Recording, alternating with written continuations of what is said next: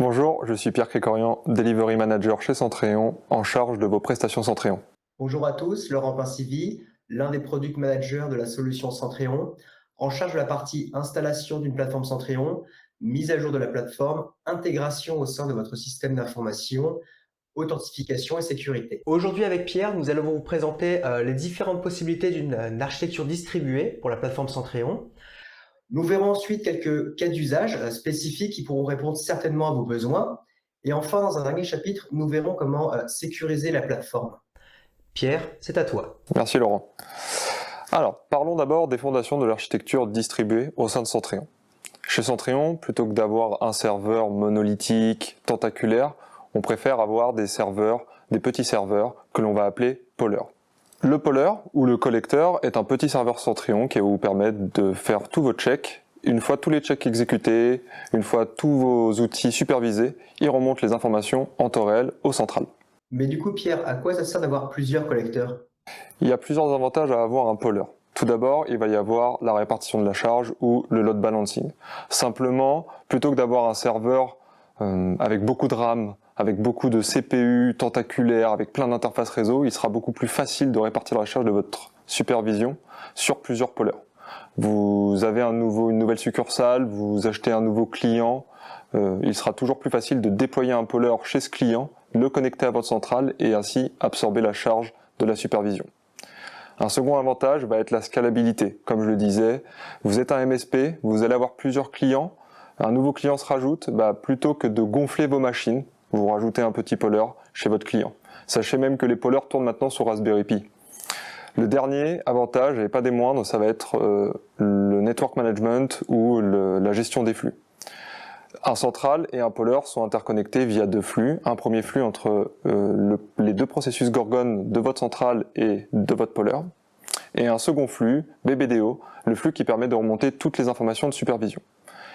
Dans le cas d'un poller, vous n'aurez à ouvrir que ces deux flux entre votre centrale et votre poller.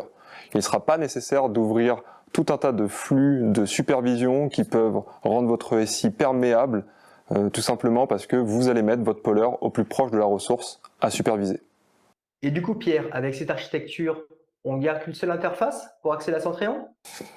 Eh bien non Laurent, en fait, Centréon permet aussi d'avoir des remote servers. Il faut voir les remote servers comme des pollers avec une interface graphique qui vont vous permettre d'accéder à la supervision locale d'un poller.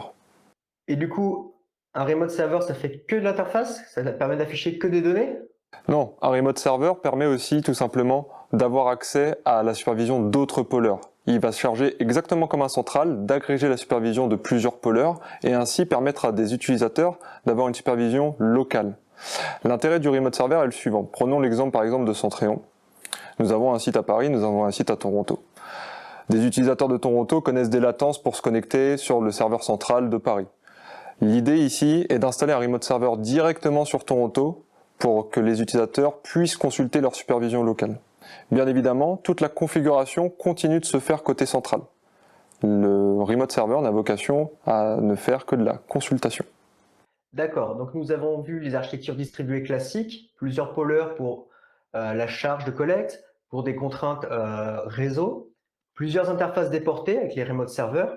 Maintenant, voyons des cas d'usage concrets, un cas MSP, un cas où on a une zone très sécurisée et un dernier cas où on va pouvoir offrir une interface déportée de manière un peu plus sécurisée. Pierre, c'est parti. Avant toute chose, avant de partir dans les cas d'usage, refaisons un petit zoom sur le cas classique.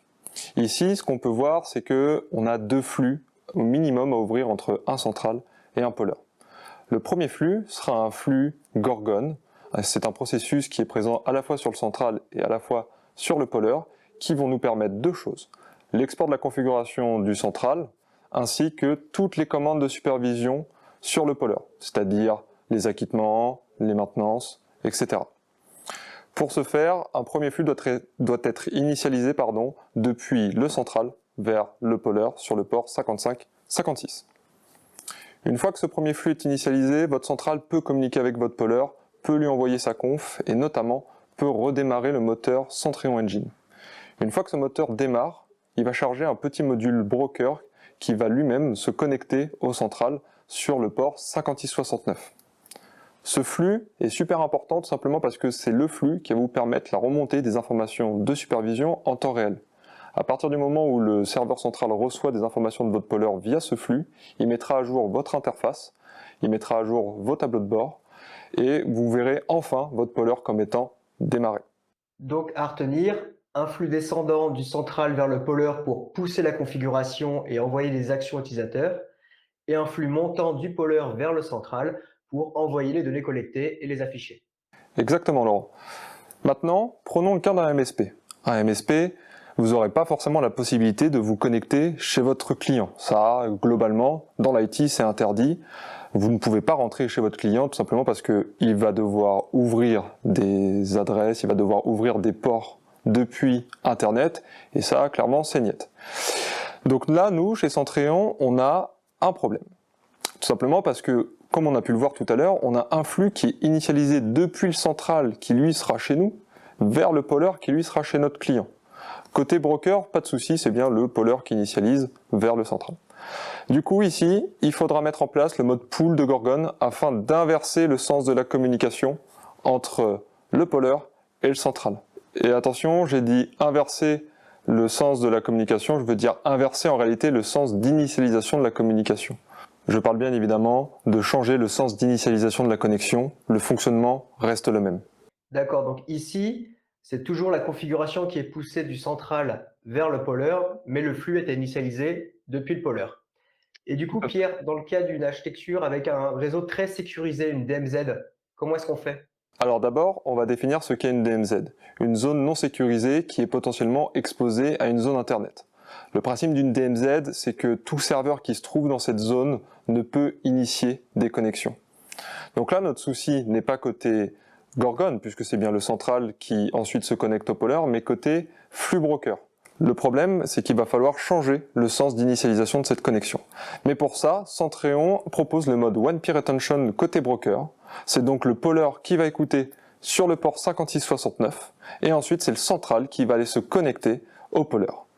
Et encore une fois, même si c'est le central qui se connecte au poller, les informations remontent bien du poller vers le central, et toute information reste centralisée. Donc ici, c'est le poller qui collecte l'information, qui la garde. Une fois que le central a ouvert le flux vers le poller va pouvoir transférer les données collectées. Exactement. Voyons comment configurer le mode One Peer Attention dans Centréon. Tout d'abord, nous allons aller dans la documentation. Dans un chapitre de configuration avancée de Centréon Broker, vous allez trouver l'ensemble des informations nécessaires dans le menu Configuration de Centréon Broker and Firewall. Tout d'abord, on nous dit qu'il faut configurer un nouvel input pour le broker afin d'aller chercher l'information sur le poller. Dans mon cas, j'ai une plateforme avec un Centréon central, un remote server et un poller. Et donc, je vais modifier le lien entre le remote server et le poller. Aujourd'hui, si on regarde le lien, on voit que notre poller avec l'adresse 10.30.3.12 se connecte au remote server 10.30.3.13 sur le port 5669. Et nous allons inverser pour que ce serveur, notre remote server, le point 13, se connecte sur un port que nous allons définir sur notre poller. Nous allons donc dans le menu Configuration, Poller, Broker Configuration. Nous allons donc, pour notre remote server, ajouter ce fameux input. Nous allons chercher le module TCP/IPv4 et nous allons créer un input. Connect to poller 1. Nous allons définir le port 5672, on va le changer parce que le port 5669, on va dire que c'est le port standard des pollers qui remontent l'information. Donc là, on va le changer pour faire une petite différence. Il faudra bien évidemment ouvrir les flux réseau. Et nous allons définir l'adresse IP à laquelle se connecter pour récupérer l'information.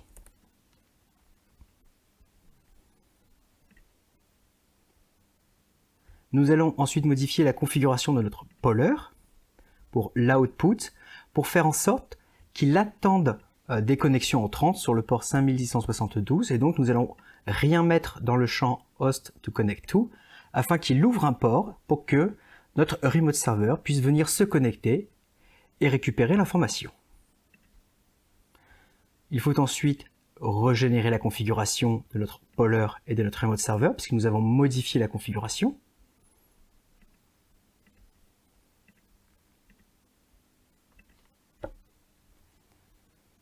Et ensuite, si nous vérifions,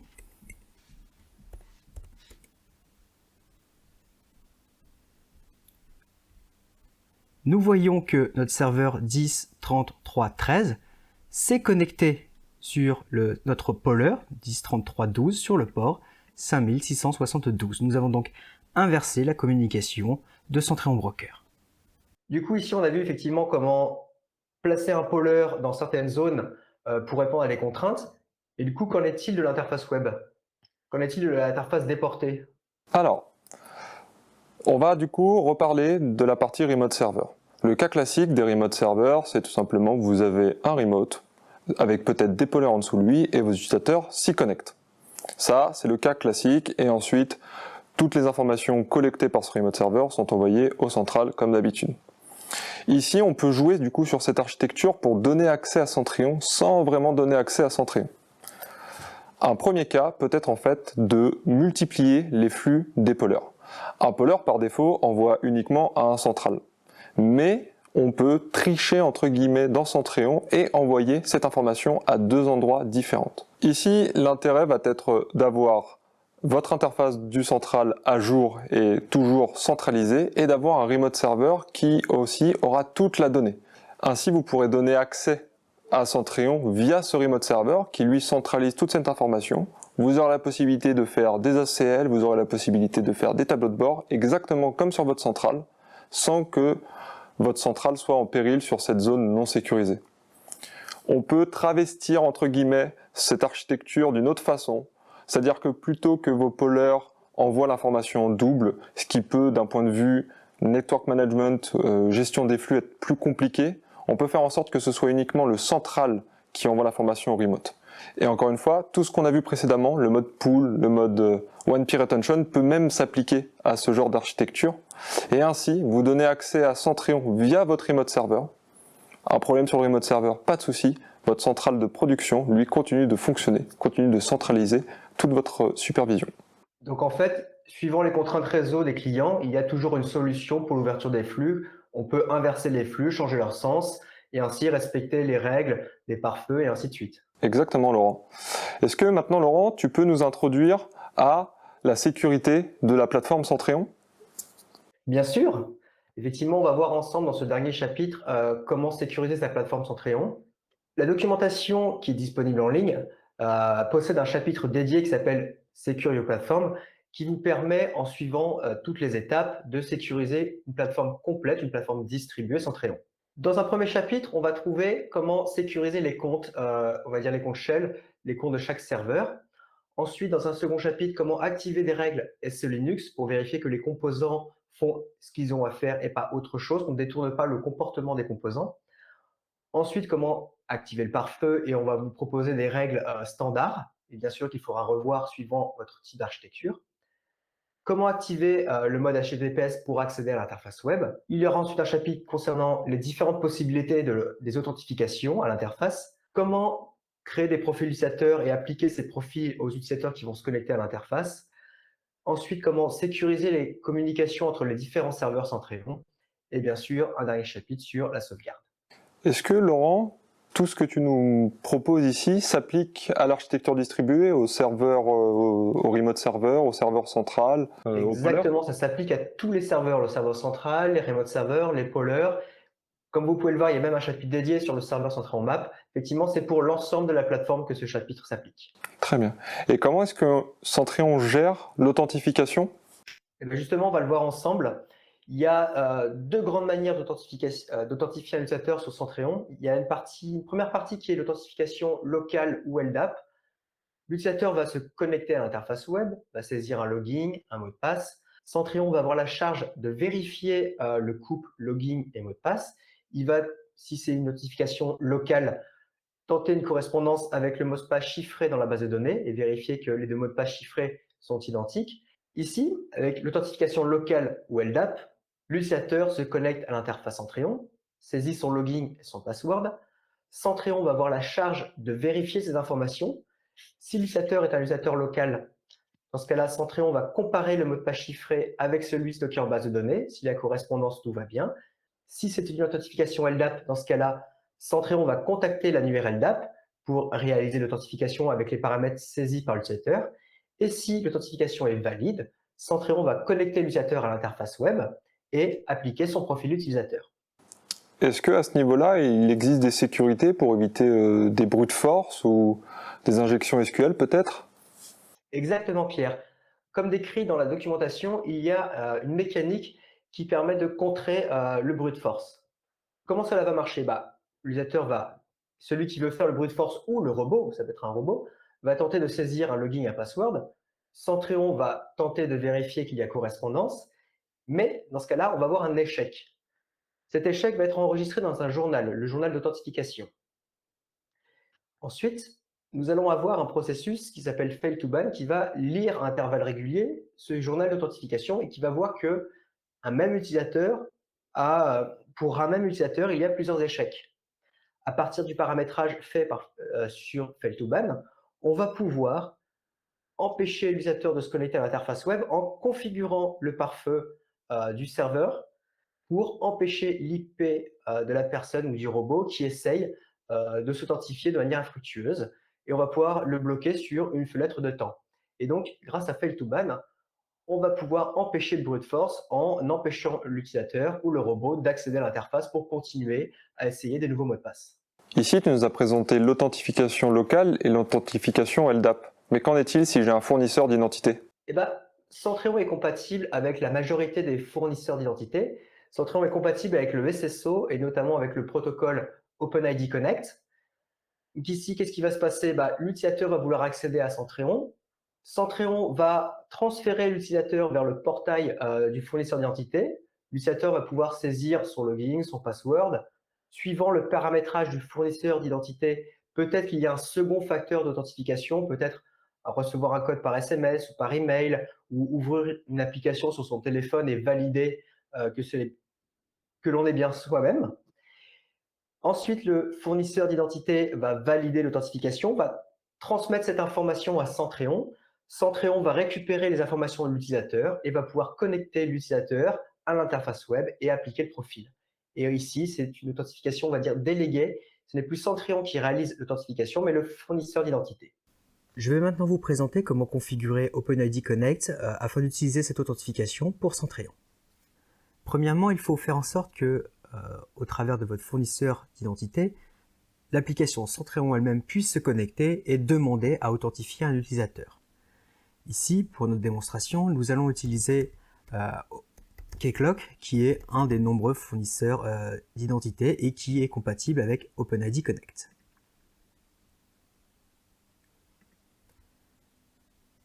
Dans la liste des clients, je vais trouver mon client que j'ai au préalable préconfiguré. Donc mon client s'appelle Centréon OpenID Connect et on peut regarder que cette adresse IP est autorisée à se connecter à OpenID Connect, donc l'adresse 10.30.3.11. Maintenant, je vais configurer Centréon pour utiliser OpenID Connect et demander à valider un utilisateur. Je vais donc me connecter avec un compte qui possède les droits d'administration et qui permet d'accéder au menu paramètres. Donc je vais dans le menu administration, parameters, Centréon UI. Ensuite, je vais dans le bloc qui concerne Centréon OpenID Connect. Je vais activer le protocole. Je vais choisir l'option mixte qui me permettra de faire aussi bien de l'authentification locale que de l'authentification via OpenID Connect. Et si je choisis OpenID Connect Only, dans ce cas-là, je ne pourrai plus utiliser de comptes locaux et je serai, à chaque fois que je veux accéder à Centréon, redirigé vers le portail d'authentification. Et ensuite, je vais définir l'ensemble des paramètres nécessaires pour dialoguer avec le fournisseur d'identité. Donc j'ai copié ces paramètres dans un fichier afin d'éviter les erreurs. Donc je déclare l'URL de base des endpoints. Et ensuite, je déclare les endpoints un à un et Centréon fera la concaténation entre l'URL de base et chaque endpoint. Donc le premier, c'est pour authentifier l'application. Le deuxième, c'est pour récupérer le token d'un utilisateur qui se serait authentifié via le fournisseur d'identité. Le troisième permet de récupérer les informations liées à cet utilisateur, son nom, son adresse email, enfin, tout un ensemble d'informations.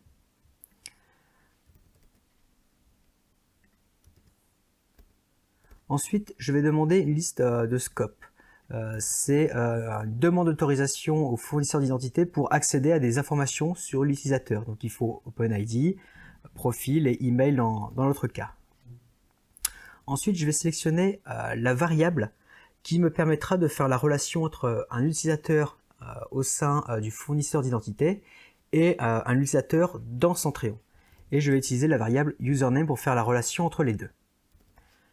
Ensuite, je vais renseigner l'adresse de redirection pour qu'une fois que l'utilisateur est authentifié dans le fournisseur d'identité, il puisse revenir à Centréon pour être authentifié.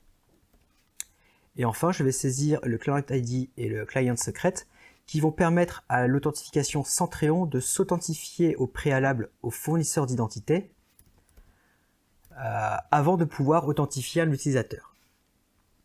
Et je vais choisir le mode d'authentification basique. Je vais sauvegarder ces paramètres.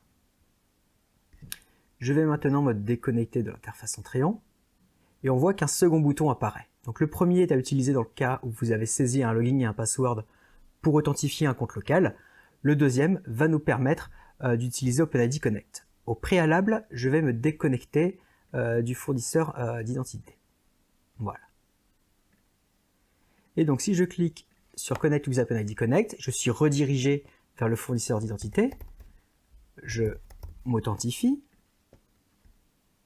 Et je suis redirigé vers Centréon. Et on voit que je suis bien connecté avec le compte admin. On peut également activer le debug. Cela vous permettra, lorsque vous ferez votre première configuration avec OpenID, de bien comprendre les échanges et s'il y a des erreurs de configuration, de visualiser quelles sont les erreurs. Pour cela, on va aller dans le menu Administration, Paramètres, Debug, et on va cocher le debug pour la partie Authentification.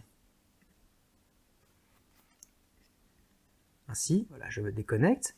Je vais ouvrir une console de debug pour vérifier ce qui se passe. Donc là, on a vu qu'effectivement que l'utilisateur admin s'est connecté à l'interface. Maintenant, si j'utilise OpenID Connect, donc là, vu que je suis déjà authentifié auprès du fournisseur d'identité, Centréon a demandé à m'authentifier, le fournisseur d'identité a dit « cette personne est déjà authentifiée », donc m'a renvoyé vers Centréon et j'ai été connecté directement sans avoir eu besoin de me reconnecter sur le fournisseur d'identité. C'est le but d'OpenID, on est authentifié une fois sur le provider d'identité et du coup on est authentifié sur toutes les applications autorisées.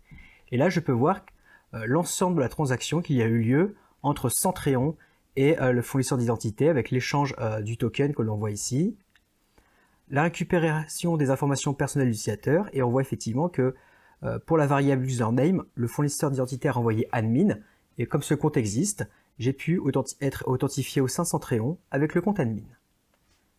Donc voilà pour la partie authentification avec OpenID. Très bien. Donc côté authentification, je sais à peu près maintenant comment sécuriser ma plateforme. Mais au niveau de tous les flux que j'ai présentés précédemment, est-ce qu'il y a des leviers à avoir? Effectivement, il y a des leviers. Comme on l'a vu, il y a deux types de flux. Le flux broker, qui part du poller et qui remonte vers le serveur central, et le flux Gorgon. Le flux Gorgon est de base, après installation de Centréon, déjà sécurisé, c'est-à-dire que les communications sont chiffrées et que les peers sont authentifiés. Même avec le mode pool, il y a besoin d'authentification des peers, donc chaque peer dispose d'un fingerprint qu'il faudra configurer dans les fichiers de configuration de Centréon Gorgon en suivant la documentation. Pour broker, de base, comme l'architecture est peut-être un peu complexe, elle n'est pas sécurisée. Cependant, la documentation explique toutes les étapes afin de pouvoir compresser le flux pour limiter la bande passante, comment chiffrer le flux avec les certificats, et également pour aller plus loin, comment authentifier les peers avec également des certificats. Pour cela, pour la configuration de Centréon Broker, tout est explicité dans la documentation. Et on va pouvoir réaliser cette configuration au travers de l'interface web Centréon. Dans le menu de configuration de Centréon Broker, on va pouvoir, pour les échanges de flux de type IPv4, définir les certificats privés publics, définir l'endroit où se trouvent les certificats autorisés pour les peers à se connecter. Et en bas, on va pouvoir trouver comment activer ou non la compression, saisir un niveau de compression entre 1 et 9, et saisir des informations sur la taille du buffer mémoire pour réaliser la compression et la décompression. Donc pour la partie Centréon Broker, toute cette configuration va pouvoir se faire via l'interface web Centréon. Merci beaucoup Laurent pour ces précisions. Est-ce que tu veux nous dire un dernier mot pour conclure? Pour résumer ce que nous avons vu durant cette session, nous avons vu dans une première partie les architectures standards distribuées de Centréon. Nous avons vu dans un second temps comment adapter ces architectures à vos besoins, à vos contraintes. Et nous avons vu dans un dernier chapitre comment sécuriser votre plateforme. Merci Laurent. Merci à vous d'avoir suivi cette présentation. Surtout, n'hésitez pas à venir nous contacter, nous les experts, sur nos channels communautaires pour en discuter, pour voir comment est-ce qu'on peut vous aider. Et je vous dis à très bientôt. Merci à vous.